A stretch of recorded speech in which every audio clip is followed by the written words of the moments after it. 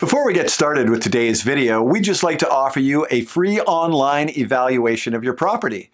If you're interested in knowing the value of your home, just go to vancouverhousevalues.net, fill out the form, and we will instantly email you out the value of your home.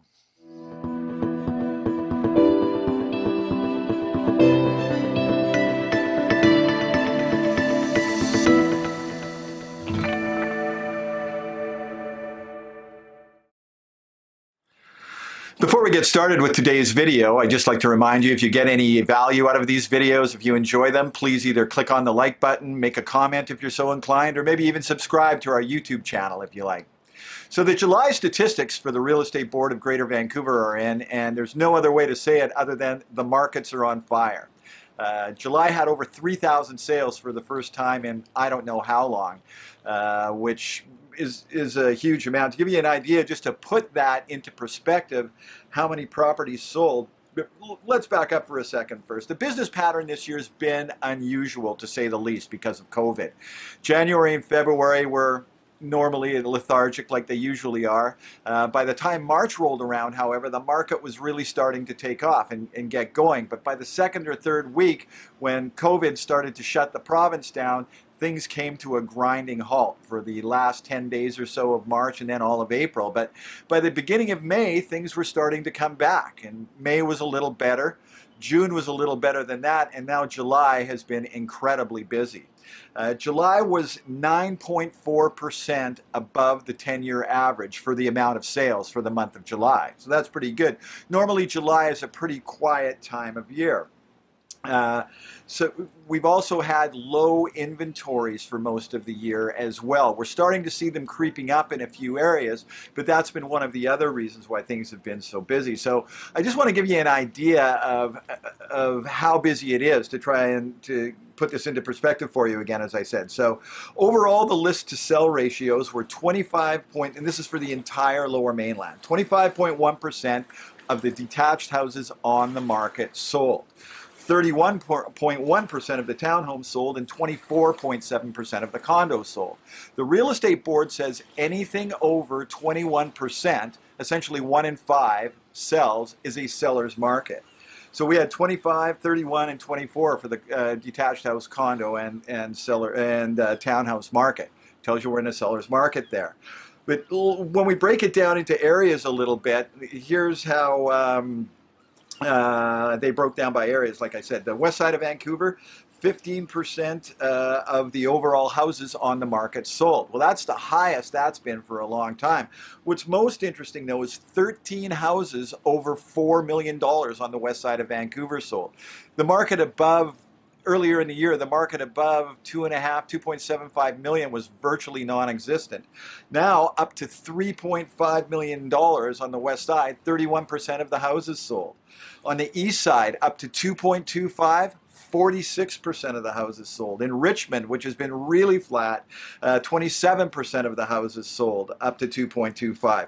Even Tawasin, and this one's really amazing, 42 houses in Tawasin sold last month. I think over the last year, I again didn't confirm this number yet, but I doubt 150 houses sold in Tawasin over the past 12 months, and we had 42 in July.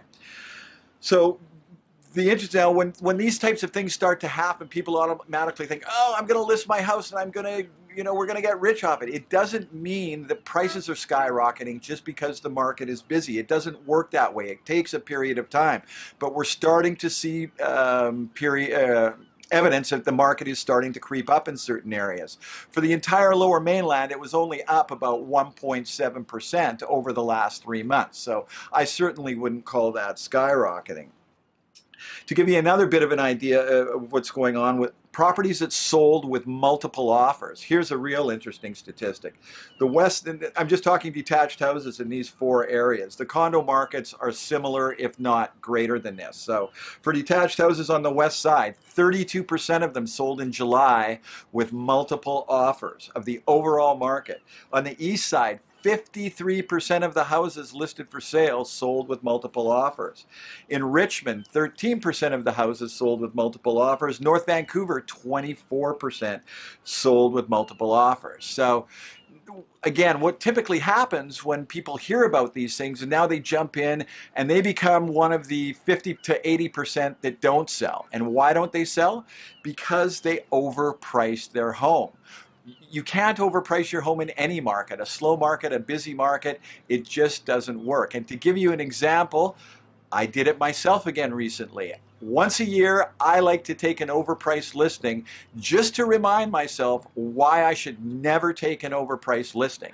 It doesn't work out for the seller and it doesn't work out for me. So I list their detached property earlier in the year, considerably higher than the other ones in the neighborhood had sold for. And when I did it, I reminded the seller of that, this isn't the price I recommended, etc. The thing I've noticed over the years after I do that, as soon as I walk out the door with that overpriced listing with my name on it, they forget all about that conversation where I told them, even though it's in writing and through an email, that I didn't recommend that price. What happens is the property doesn't get shown. I look bad because they think I don't know what I'm doing. Price dictates that. I always tell the sellers, you dictate how many people are going to come through this house with the price you put on it. It's not up to me. I'm going to post it. I'm going to do all of the things that I need to do, have professional photos, have a floor plan, have beautiful videos, photos, etc. But if the price isn't right, it won't sell. What happened? The price didn't sell. Seller's now disappointed with me. I did a whole bunch of work for nothing. Reminding myself again why to never take those overpriced listings. So watch for those. There's a way to tell when you're looking for properties which ones are overpriced. Just look for the DOM where it says days on market. If it's more than 14 to 17 or 18 days in this market, I don't care where you are, you're overpriced.